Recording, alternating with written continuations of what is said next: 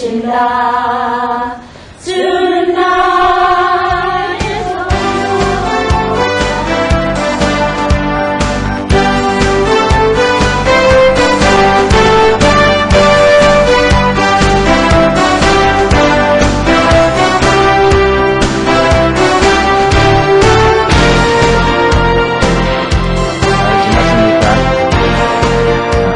나라 호주 갔다 왔습니다. 저는 목회관이 간단하고 소박합니다. 전에도 말씀드렸습니다마는 예수 믿어서 행복하게 살자. 이게 목회관입니다. 여러분 그전에도 미래에도 예수님 때문에 행복해질 수 있기를 바랍니다. 우리 옆에 분한테 예수님 안에 행복합시다. 한마디 합시다. 네, 좋습니다. 오늘 성경 본문 말씀 제가 고린도전서 15장 19절 말씀 읽겠습니다. 고린도전서 15장 19절 말씀. 전에 우리가 이 강의를 처음 시작할 때에 확신 있는 신앙 이런 제목으로 시작을 했습니다. 여러분 우리 고린도전서 15장 19절 찾으면서 제가 이야기를 하겠습니다. 이야기를 하는 것은 성경 찾는 시간을 드리는 거이지요. 초신자 때는 성경 잘 못 찾기 마련이거든요. 고린도전서 그런데 창세기부터 찾아 내려오면 한참 걸리지요. 그래서 내가 찾을 동안에 다른 얘기를 하는 겁니다. 확신 있는 신앙. 여러분 처음에는 구원의 확신, 둘째는 임마누엘 하나님이 우리와 함께 하신다는 확신, 세 번째는 기도 응답의 확신. 이게 이제 쭉 살펴왔는데 오늘은 천국 소망의 확신에 대해서 제목을 정하고 말씀을 나누고자 합니다. 그럼 성경 본문 말씀이 거기에 해당되는 말씀이에요. 19절 읽습니다. 여러분 고린도전서 15장은 무슨 장이라 하는지 아세요? 부활장이라 그래요. 부활장.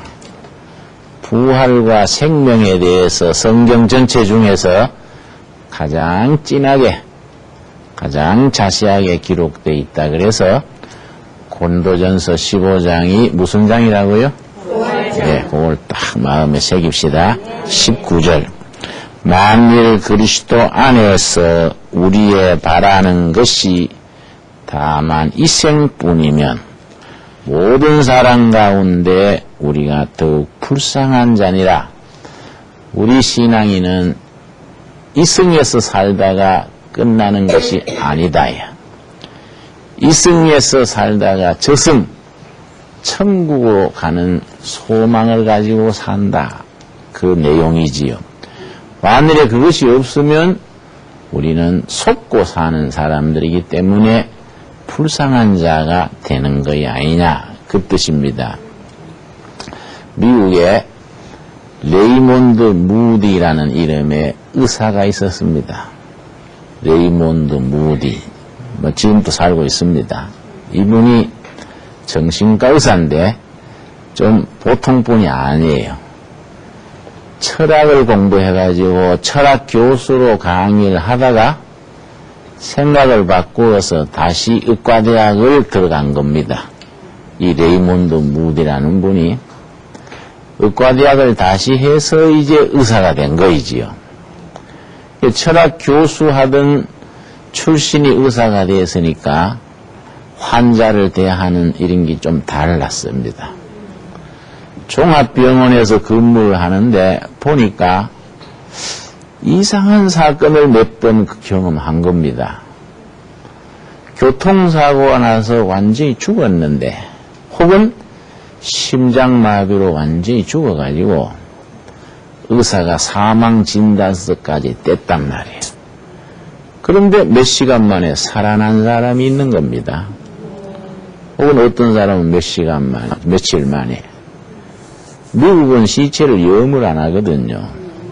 이건 이제 그냥 이렇게 살은 채로 죽은 그대로 이제 분장해서 장례를 하는 경우인데, 완전히 죽은 걸로 의학적으로 판단이 나서 의사가 사망 진단을 떼고 시체실에 옮겼는데 살아난 사람이 있단 말이야.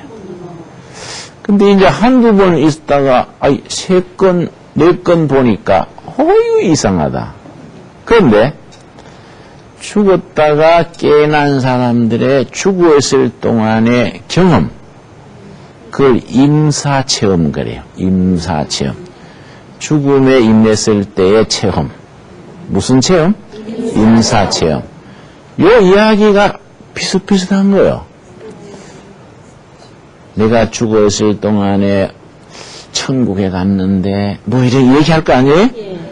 그게 비슷하단 말이야. 이 사람은 옛날 이제 논리학을 하고 철학하던 사람이라 야 이거 이상하다. 그래가지고 다른 미국 안에 있는 큰 종합병원에 전부 협조를 구한 겁니다. 내가 이런 임사체험이 있는 사람에 대해서 조사 연구를 하고 싶으니 기 병원에서도 담당 의사가 확실히 죽었다고 진단을 내렸다가 다시 살아난 경우가 있으면 연락을 좀 해주시오. 이렇게 이제 전국 종합병원에 알렸단 말이에요. 그래서 이제 뭐 전화도 하고 협조도 요청하고 이래 했더니 한 2, 3년 사이에 163건을 모은 겁니다. 163건. 그래가지고서는 녹음기 들고 전부 관계되는 자료를 딱 장비를 해서 그 163명을 일일이 찾아다닌 거예요. 찾아가지고서 당신은 어느 병원에서 당신이 죽었다가 살아난 경우라고 연락을 해줬습니다.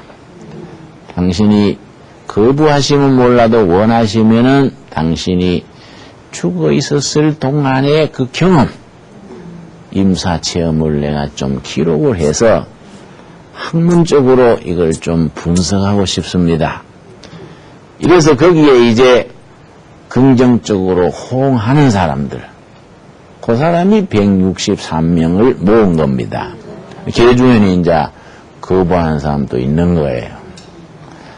그래서 163명을 전부 녹취해가지고 전부 분석을 했더니 아주 비슷한 거예요. 하나의 공식이 있는 거예요. 예를 들어 한 경우는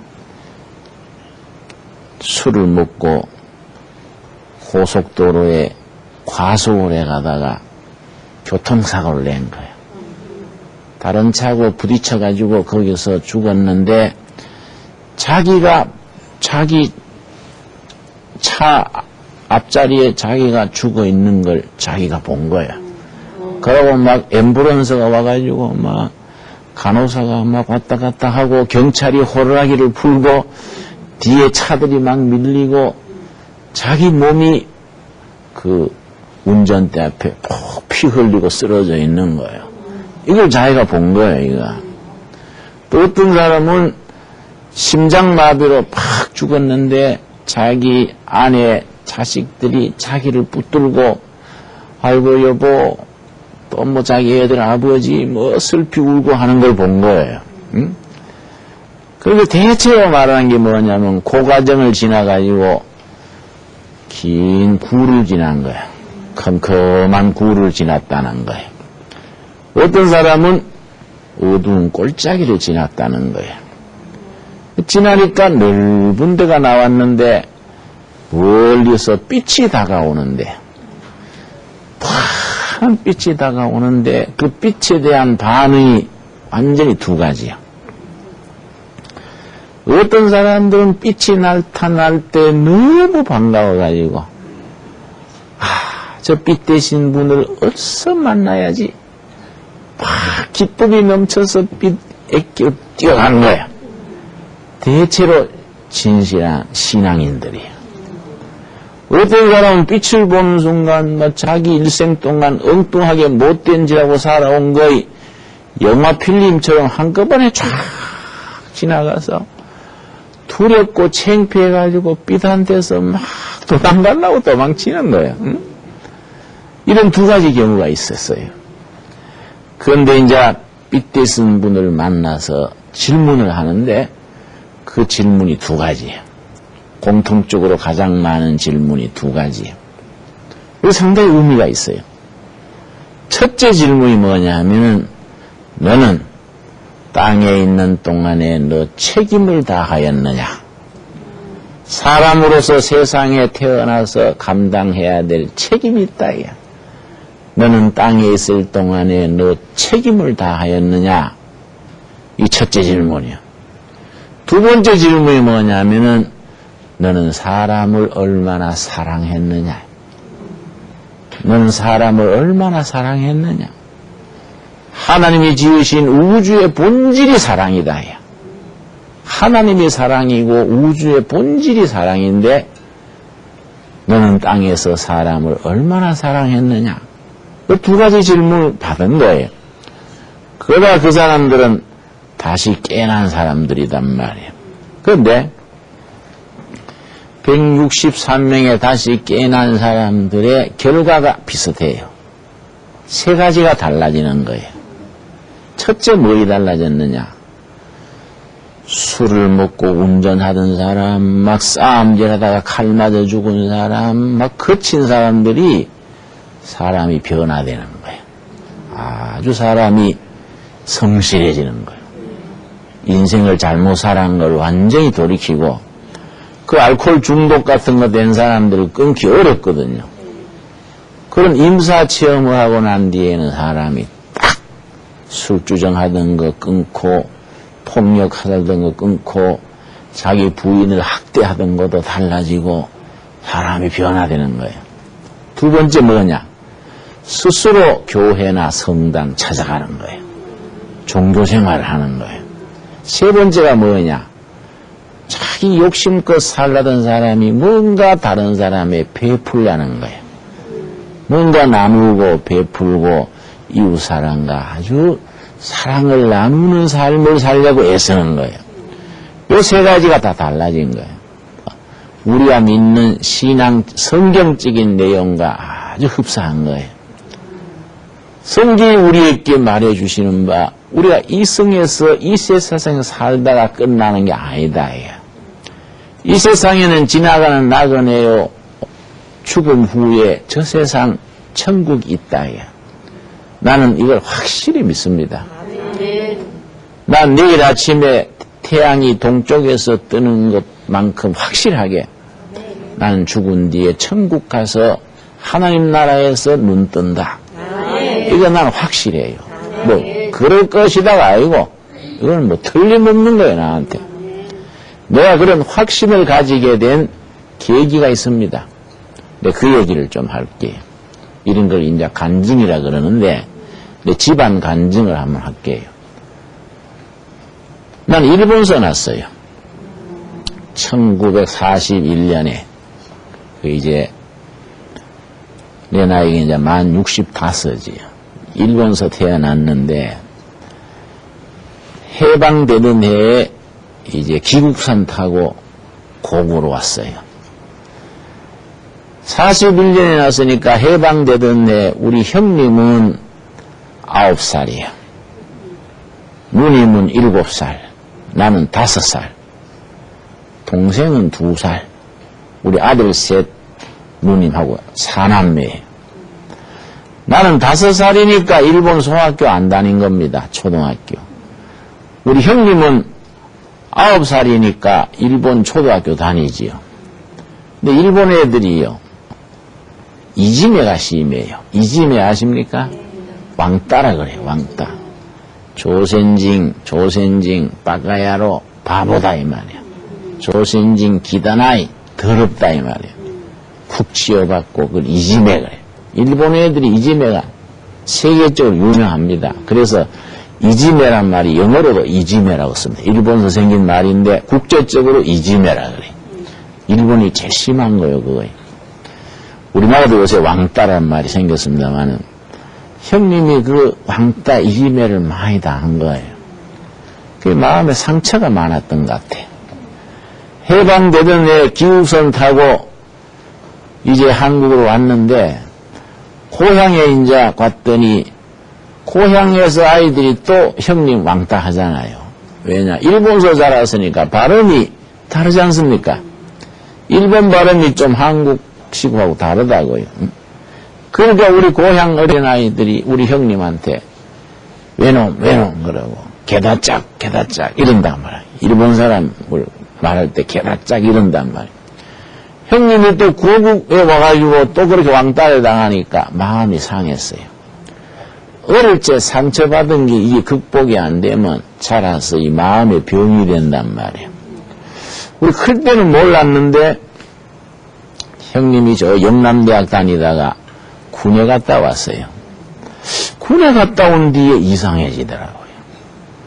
식사를 하는데 밥그릇을 들고 냄새를 맡는 거예요. 형님 왜 그러세요? 그러니까 밥에 독약 든 것 같아. 이러는 거예요. 형님 왜 그래요? 밥에 독약이 왜 들어요? 그랬더니 네가 한번 먹어봐. 이러고 나한테 주는 거예요. 내가 한 숟가락 먹고 나면 뭐 아무 없으면 자기가 먹는 거예요. 그때까지 우리가 병인 줄 몰랐어요. 하루는 밤중에 나를 깨웠어요. 눈을 떠보니 집안에 전등 다 켜놓고 형님이 난데없이 부엌칼을 나한테 주면서 우리 어머니를 보고 막이요 막이 찔러 우리 청머리를 막이라고 동생한테 칼로 찌르라는 거예요. 이 정신병이라. 정신병 중에 정신분열증 하는 게 있어요. 영어로는 스키조프레니아 그래. 스키조프레니아. 정신병 중에 제일 이게 참 고질적인 입니다. 우리 형님이 정신분열증인 거예요. 한 가정에 정신병자 한 명 있으면 가족들은요 절반은 병자 됩니다. 그 괴로운 거는요 안 겪어본 사람은 몰라요. 친형이 친아들이 막 이래 뭐 희죽희죽 웃고 나는 왕이다 뭐 이라고 엉뚱한 소리 하고 하면요 속이 뒤집어지고요. 우리 집은 왜 이러냐? 우리가 뭔 나쁜 짓을 했길래 이런 비극이 집에 생기나? 집안이 완전히 숙박된다고요. 그 고통이라는 건 안 겪어보면 말 못해요. 견디 다 못해가지고 우리 동생들이 우리 아버지는 일본에서 나올 때까지 돌아가셨단 말이에요. 우리 어머니 혼자서 재봉틀 가지고 삭바느질해서 우리 아들 셋, 딸 하나 다 대학까지 보냈는데 그리고 뭐 고생이지. 동생들이 아르바이트를 해가지고 돈을 푼푼히 모아서 형님을 정신병원에 입원을 시켰어요. 입원하면 한 달쯤 지나면 많이 좋아져요. 의사 선생님은 한 6개월 두라 그래요. 근데 동생들 돈 모은 게 몇 푼 됩니까? 중간에 떨어진 게 돈 떨어지는 거예요. 돈 떨어지면 퇴원하는 거이지요. 퇴원을 하면 한 3, 4개월은 괜찮습니다. 한 3, 4개월은 괜찮다가 재발하는 거예요. 또 견디다 못해가지고 다시 형님을 또 정신병원에 돈 모아가 입원시키면 돈 떨어지면 또 퇴원하는 거예요. 또 재발하는 거예요. 이걸 한 3번쯤 되풀이 하니까요. 형님 그러면 진절머리가 나지요. 내가 생각하기를 우리 형님은 교통사고도 안 나나. 막 교통사고 나서 막 죽으면 서로 편할 끼인데 그런 생각 안 들었습니까? 근데 내 3살 아래 동생이 고등학교 3학년이 됐는데 하루는 나한테 뭐라는 거 하니 형 우리 큰형은 자살도 안 할까? 그래서 내가 야 가망 없어. 자살해도 우리가 하지 큰형은 안 해. 내가 그러는 거예요. 왜냐하면 우리 어머니가 아버지 없는 집에 맏아들이라고 잘해주는 거예요. 옛날 엄마들은 맏아들 선호사상 있잖아요. 뭐 밥을 퍼도 맏아들은 쌀밥 주고 동생들은 보리밥 이래 주고 그러잖아요. 명절에 옷을 해도 맏아들은 새옷 해주고 막내이는 막내라고 또 꽃가옷 해주고 누님은 애동딸이라고 잘해주고 나는 중간에서 맨날 형님 입던 것만 입는 거예요. 이게 사이인 거야 우리 마음속에. 형은 뭐 어려서부터 대접만 받아가 이기주의인데 뭐 자살해도 우리가 하지 형은 안 해. 그러니까 동생 또 그래 그럴 거요 이러는데 동생이 뭐라는 거 아니 형 쥐약 중에 뽀한 가리약 없을까 그래요. 그 왜? 그러니까 우리 형 정신병에 먹는 약이 뽀한 가리약이던데 쥐약 중에 그런 약이 있으면 형 방에 두면 자기 약인 줄 알고 잘못 먹으면 끝날 거 아이가 이러는 거예요. 그래 내가 야 너는 형제간에 어째 그런 생각을 하냐 그랬더니 동생이 뭐라는 거 아니 형도 그래 생각하면서 뭐 그래 이러는 거야. 그 동생이 고등학교 3학년인데 집안이 그렇고 입원비는 없고 하니까 해병대 입대했어요. 그때 월남에 전투 갈 때요. 해병대 훈련소에서 엽서가 왔어요. 나는 해병대 지금 신병훈련소에 있습니다. 내가 훈련 마치고 월남의 청룡부대로 가가지고 전투에 참여해서 전투 수당 집에 갈 테니 우리 형 병 고쳐주시오. 이렇게 우리가 없는 집에 형제 우애가 있잖아요. 어머니가 이제 기도 하나 더 넣은 거예요. 동생이 과연 청룡부대로 올라갔어요. 하루는 편지가 왔는데 오늘 또 베트콩과 전투하러 출정 중입니다. 혹시 나갔다가 내가 전사하고 못 돌아오면 전사 연금이 뭐 3만 불인가 있어요. 그걸 받아서 우리 형님 병을 뿌리 뽑아 주시오. 이 편지가 온 거예요. 그래 우리는 이제 기도 제목이 늘은 거예요. 형님 병 회복되게 해주시고 동생 전사 안 하게 해주시고 동생은 참 다행히 전사 안 하고 잘 왔는데 형 병은 못 고친 거예요. 그러다가 형님이요 황달병이 들었어요. 황달병 아세요? 눈이 노랗고 몸이 부어요. 대구 동산병원이라는 데 입원시켰는데 얼마 있다가 담당 의사가 보호자를 만나자 그래서 내가 보호자로 내가 갔지요. 갔더니 담당 의사가 나한테 뭐라는 거 하니 우리 형 이름이 김철호요. 김철호 이 환자는 입원을 늦게 해서 가망이 없습니다. 일주일 내로 운명할 테니까 병원에 있어봐야 비용만 나고 아무 조치할 것도 없으니까 집에 퇴원해서 장례 준비하시지요. 그때는 장례를 집에서 할 때라고요. 그러니까 그 말 듣고 선생님한테 감사하다 하고 형님을 퇴원해서 집에 모셔놓고 다른 방에서 누나, 남동생 내 셋이서 단합대회 한 거야. 우리 형, 우리 오빠 참 그렇게 사람 좋고 실력 있는데 군에 가서 정신병 얻어서 이렇게 황달로 고생하다가 죽는구나. 형은 참 안 됐지만 우리 집안은 불행 중 다행이다. 일주일 내로 형님 장례 끝내고 우리 어머니 모시고 새 출발하자. 우리가 희망이 생긴 거야. 일주일만 지나면 우리 형님 문제는 끝난다. 형님 장례 끝내고 우리 어머니 잘해드리자. 그래서 이제 준비를 하기를 누나는 장례식 하는 날 음식 준비, 동생은 집안 청소, 나는 또 나가서 묘 쓸 때 알아본 거예요. 분담을 해서 이제 방에서 나오는데 우리 어머니가요 여행할 준비를 해서 나오셔요. 그래 어머니 어디 가시려고요? 그랬더니 내 고향 좀 다녀올게.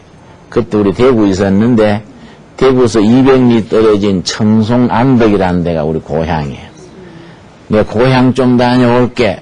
이러시길래 내가 놀래가지고 어머니 형님이 오늘 내일 그러는데 형님 장례 끝나고 가셔야지 지금 가면 어떡하요? 그랬더니 어머니 뭐라 하시는 거 아니, 너가 형일로 갈 일이 있다. 이러고 가셨단 말이야. 이틀 뒤에 우리 어머니 오셨는데 이거 많은 보퉁이를 입고 왔어요. 그 어머니 뭡니까? 그러니까 너형 약이다. 받아서 끌러보니까 어머니가 고향 가셔가지고요. 몸에 좋다는 약초 캐온 거예요. 쑥이 제일 많아요. 일반쑥, 인진쑥, 뭐 도라지, 더덕, 익모초. 익모초 아세요? 네. 이런 거 시골에 자란 분들은 약초를 안단 말이에요. 몸에 이하다는 약초 이런 걸 잔뜩 캐온 거예요. 이걸 씻어가지고 솥에다가 물을 붓고 이틀을 불을 뗐는데 새카만 물이 나오더라고요. 이틀 뒤에 이걸 식혀가지고 형님이 딱 3사발을 마셨어요. 3사발을 마셨는데요. 깨끗하게 나서 버린 게 있죠. 그 신기합니다. 3사발 마신 난 뒤에 화장실에 왔다 갔다 하고 그러더니 몸이 붓던 게 싹 빠지고 눈알이 노랗던 것도 새카마지고 말짱해진 거예요. 아이고 형님이 그렇게 말짱해지니까 우리 동생들이 얼마나 낙심을 했는가. 아이고 큰일 났네. 저거 정신병은 놔두고 아이고 정신병은 놔두고 저 황달만 고치면 어떡하냐. 안 그렇겠습니까? 황달로 겨우 끝나게 됐는데 정신병은 놔두고 황달만 고치면 정신병 뒷바라지는 또 어떻게 하냐 이게. 우리 삼남매가 너무 낙심이 돼가지고 내가 어머니한테 항의를 한 겁니다. 어머니 너무합니다. 황달로 겨우 끝나게 됐는데 정신병은 놔두고 황달만 고치면 정신병 뒷감당을 어떻게 하나요? 어머니는요 큰아들 하나만 생각하고 동생들은 생각 안 해요. 어머니 큰아들 하나 건질라다가 동생 셋도 다 정신병자 됩니다. 어머니 사남매냐 전부 정신병자 될기요. 우리 삼남매 집 나갈 테니 어머니 형님 데리고 둘 사세요. 답답하단 말이에요. 그랬더니 어머니가 가만 계시더니 그때 대답하기를 그래 너가 말하는 건 내가 알겠다마는 너도 나중 자식나 길러봐라. 이 애미 마음 알기다. 이러고 한숨만 쉬었습니다. 안 그렇겠습니까? 어쨌든 형님은 살았으니까 뒷바라지를 해야 되는데 정신병원에 보내려니까 비싸단 말이에요. 그때는 보험도 없던 때예요. 기도원에 보냈습니다. 기도원에. 안수해가지고 정신병 고친다는 기도원에 보냈는데 기도원에 보낸 뒤에 기도원에는 비용이 적게 든단 말이에요. 정신과에 한 달에 100만 원, 300만 원이면 기도원에 한 100만 원 좀 보내주면 된단 말이에요. 우리 형편에 맞으니까 기도원에 이제 보냈는데 기도원에 보낸 뒤에 2달쯤 뒤에 어머니하고 나하고 면회를 갔지요. 면회실에 갔더니 형님이요. 아무 소리 안 하고 우리 보자마자 울기만 하는 거예요. 아무 말 없이 울기만 해요. 그냥 닭똥 같은 눈물을 툭툭툭 떨어뜨리면서 무엇이 두려운지 주위를 자꾸 두리번거리면서 그냥 운다 이 말이야. 보니까 반가워 우는 것 같지 않아요. 그래서 내가 형님 왜 울기만 하세요? 뭐 말을 해보세요. 그랬더니 그냥 운단 말이에요. 하도 이상해서 내가 옷을 벗겨봤어요. 얼마나 매를 맞았는가. 온몸에 구렁이 감아놓은 것 같아. 참나무 몽둥이로 나사렛 예수 이름으로 명하노니 귀신아 물러가라 탁 때리는 거야. 그럼 이놈의 귀신이 어디 엄살 떠냐? 환자의 인격을 안 보고 귀신의 역사로만 보니까 귀신 상대한다 이야. 이거는 미신이지요. 미신.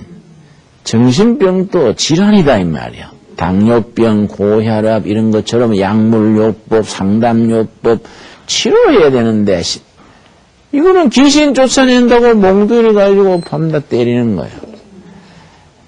막 맞다가 격풍 꼭꼭 까무러치면 할렐루야 귀신 나갔다. 이건 기독교도 아니에요. 이거는 기독교를 위장한 미신이에요. 근데 지금까지도 한국에 이런 미신을 가진 기독교가 있어요. 뭐 꼴짜기에 그래가 뭐 안수하다가 죽고 뭐 이거는 완전히 비합리적이고 환자의 인격은 완전히 무시해버리고 귀신으로만 몰아붙이는 이런 기독교가 있어요. 그런데 줄 모르고 우리가 보낸 거예요. 그리고 온몸이 메말려가지고 이 참나무 몽둥이를 가지고 밤낮 맞으니 온몸에 구렁이 감아놓은 것 같아. 그걸 보고 우리 어머니가요. 딱 한마디요. 아이고 내 아들아 하고 얼굴이 백지장처럼 시지네. 내가 어머니 얼굴 보다가 형님 매 맞은 소리 보다가 형님 잘못했네요. 그런 데인 줄 모르고 보내 죄송합니다. 형님 집에 갑시다. 아무리 병들었기로서 맞아 죽을 수 있나요? 안 그렇습니까? 형님 데려나왔어요. 데려나왔는데 집에 오니까 동생이 나를 원망하는 겁니다. 형 죽어도 거기 부지 데리고 나오면 어떡해. 혹 때려갔다가 붙이고 왔잖아. 그래서 내가 옷을 벗겨서 매 맞은 자리 보여주고 이봐. 귀신 쫓아낸다고 밤낮 이리 맞은 거요. 얼마나 우리 형님 불쌍하냐. 어떻게 우리 형제인데 맞아 죽게 두니? 그랬더니 누님 또 동생 또 눈물이 글썽해서 그래 잘 데려왔어. 그 뒤로 우리 삼남매가 결심을 한 거예요. 우리 오빠 우리 형님 자꾸 짐 떠넘길라 하지 말고 자꾸 피하려 그러지 말고 우리 집안에 주신 십자가라 생각하고 우리 어머니 위해서라도 최선을 다하자. 일주일씩 당번을 썼어요. 삼남매니까 3주마다 돌아오지요. 내 당번 때는 형님 손톱도 깎아주고 목욕탕도 데리고 가고 성경도 같이 읽고 시도 같이 읽고 찬송도 부르고 이렇게 지내는 거예요. 일주일 동안. 또 그날 우리 형님을 어떻게 했다 일기를 써놓는 거예요. 일주일 뒤에 동생한테 가는 거예요. 동생이 또 일주일간 당번하고 다음 누님이 하고 이래 삼남매가 돌아가면서 딱 넉 달을 했는데 넉 달째 되는 날 형님이 아침에 면도 다 하고 양복 입고 성경 찬송도 들고 나와서 동생들 오늘 가정예배 보자. 그러는 거예요. 우리가 놀래가지고 이 제정신이 그러는가 도란 마음에 그러는가 놀래가지고 예배 보자고요. 그랬더니 동생들 정성에 예수님이 날 치료해 주셔서 나 건강해졌어. 동생들 안 믿어지지? 두고 봐. 이라고 예배 사회를 하는데 건전하게 찬송 읽고 성경 말씀 한 절 찾아가지고 자기 속에 있는 속내를 다 얘기하고 참 동생들 고마워. 이러고 예배 인도하고 주기도문 마치고 이게 우리가 믿어지는 거예요. 성령님이 우리 기도 들으시고 우리 정성을 돌아보셨구나. 우리 집안이 행복해진 거예요. 그 뒤에는 밖에 나갔다 와도 신바람 나는 거예요. 옛날엔 집에 들어오기 싫어가지고 집 앞까지 와가지고 왔다 갔다가 하다가 어머니 생각하고 할 수 없이 들어오고 그랬단 말이야. 그 뒤에는 집에 들어오고 싶은 거예요. 이제 집안에 찬송하고 예배 보고 그랬는데요. 우리 집안이 참 행복해졌는데 그래가 몇 년 살았으면 참 좋을 낀데 기도원에 가가지고 매 맞고 못 먹고 할 때 간이 망가진 거예요. 간경화증 그래. 간이 굳어지는 거. 병원에 갔더니 피 검사를 해봅니다. GBT 있습니다. 수치가 있지요. 의사 선생님이요. 고개를 흔들어요. 이거는 사람이 손쓸 단계는 다 지났습니다. 그래요. 어떻게 하면 될까요? 그랬더니 수치상으로는 도저히 대책이 없으니 그저 집에 가서 환자 하자는 대로 해주세요. 오래 못 갈 깁니다. 이러더라고요. 집에 와가지고 아침 저녁으로 예배 드리고 먹고 싶다는 건 사다 드리고 분위기 잘 해드렸는데 어느 날 아침에 세수하다가 피를 토하더라고요. 세수대에 피를 가득히 토하고서는 벽에 기대서 앉은 채로 숨을 거두는데 내가 하고 싶은 말은 요 말씀이에요. 죽기 10분 전에 얼굴이 변해요. 천사요, 천사. 나는 사람 얼굴에 그렇게 기쁨 충만, 은혜 충만할 걸 상상을 못했어. 얼굴에 빛이 나더라니까요. 감사와 기쁨이 확 넘쳐가지고 행복하게 웃으면서 동생들, 나오늘 예수님 나라 간다. 동생들 참 고마워. 내 땅에서 동생들 공을 못 갚고 가는데 예수님 나라 가서 갚을게. 내 예수님한테 동생들 뒤봐달라고 할게. 동생들 고마워. 이러면 싹 웃는데요. 그 기쁨 넘치는 얼굴에 우리가 감동해버렸어. 너무너무 놀래가지고요. 10년 동안 형님 정신병 뒷바라지 하면서 형님 막 짜증내고 싫어하던 게 일순간에 녹아버리는 거예요. 한순간에 녹아버리고, 이야, 우리 형님 훌륭하구나. 우리 형님 성공했구나. 성공한 거 아닙니까? 인생 잘하는 게 뭐예요? 어차피 한평생 여 나그네 길에 살다가 천국 가는데 10년을 정신병을 해도 평생을 밑바닥에서 왕따하고 살아도 죽는 순간에 하늘문이 열리고 천사같이 죽을 수 있으면 성공한 거 아니에요? 우리가 놀라가지고 막 감격해서 보는데 우리 형님이요. 동생들 나 천국 가는데 찬송 한 곡 불러줄래? 그래서 아이고 부르지요. 그랬더니 무슨 찬송 부를까요? 하니까 내 영혼이 은총 입어. 그래서 495장이에요. 아, 기맥힌 찬송입니다. 우리 가족들이 부른 거예요. 그 줄로 앉아가지고.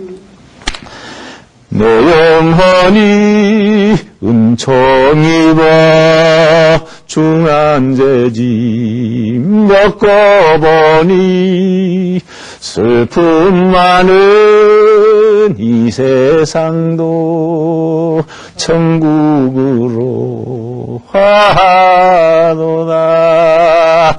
할렐루야 찬양하세. 내 모든 죄 사함 받고 주 예수와 동행하니 그 어디나 하늘나라. 기맥힌 찬송이야. 우리 형님이요. 우리는 막 감정에서 부르는 거예요. 우리는 3절 부르는데 형님이 숨겨두는데요. 아, 3절 좋습니다. 3절만 너무 은혜로운 찬송이에요. 높은 산이 거친 들이 초막이나 궁궐이나 내 주 예수 모신 곳이 그 어디나 하늘나라. 할렐루야 찬양하세. 내 모든 죄 사함 받고 주 예수와 동행하니 그 어디나 하늘나라. 아, 참 은혜 있는 찬송이에요. 3절 마지막 부르는데 형님이요. 앉은 채로 숨을 거두는데 손을 탁 올리면서 창밖을 내다보면서요. 야, 예수님 마지막 오시네. 이러는 거예요. 예수님 마중 나오시네. 손 든 채로 앉은 채로 숨 거두세요. 얼마나 천사같이. 그때 내가요 탁 마음에 박힌 거예요. 우리들 거듭난 크리스찬들이 죽는다는 건 축복이구나. 준비된 사람에게 죽는 건 축복이구나. 준비되지 못한 사람은 죽는 건 두렵지만은 예수님을 주인으로 모시고 이 땅에 하나님의 자녀로 살다가 하늘 문 열리고 천국을 바라보면서 죽는 게 축복 아니겠습니까? 그 내 마음속에 탁 박혔어요. 우리들 크리스찬들에게 죽는다는 건 축복이다. 죽기 전에 이 땅에 책임을 다하고 내 사람을 사랑하고 사람답게 살면은 죽는 순간이 축복이다. 난 그게 얼마나 나한테 축복인지 몰라요. 그거 딱 중심에 서 있으니까요. 그거 큰 위로가 되지요. 근데 그 뒤에 정말 형님이 죽은 뒤에 도와주시더라고요. 내가 시골에서 목회를 하는데 농민들 돕는다고 뭘 하다가 빚지고 빚쟁이들한테 매맞고 그랬어요. 그래서 내가 실컷 매맞고 입술이 터졌어요. 그 밤새 내가 한 15km를 걸었습니다. 아이고, 내가 농민들 돕는다고 농촌 왔는데 싫다 그럴 때 가자. 내일 새벽에 새벽기도 드리고 짐 사가지고 떠나자. 그래서 밤에 와가지고 짐 꾸려놓고 새벽기도 마치고 떠난다고 새벽기도 사이에 한 2시간 좀 남았더라고요. 싸놓은 집 옆에 기대가지고 새우잠을 잤는데 꿈에 형님 나타난 거예요. 동생, 힘들어도 참아야지. 예수님이 동생 기뻐하시는데, 그러더라고요. 내가, 형님, 예수님이 내 고생하는 거 아세요? 알다 말다 예수님이 얼마나 동생을 기뻐하시는데 참고 견뎌. 내가 꿈에 기뻐가지고, 예수님이 알아주시면 여기서 죽어도 좋습니다. 꿈 깨니까 그렇게 기뻐요. 짐 풀어놓고 다시 한 거예요, 내가. 그게 한 2번, 3번 되니까요. 요즘은 조금 어려워도 꿈에 형님 안 나타나나? 이런 생각한다. 그인한테 그렇게 위로가 돼요. 여러분, 이래도 저래도 우리는 하늘나라 소망 보고 사는 사람들입니다. 천국 소망 바라보고 이 땅의 어려움을 진실되게 열심히 이겨나갈 수 있기를 바랍니다. 네, 감사합니다.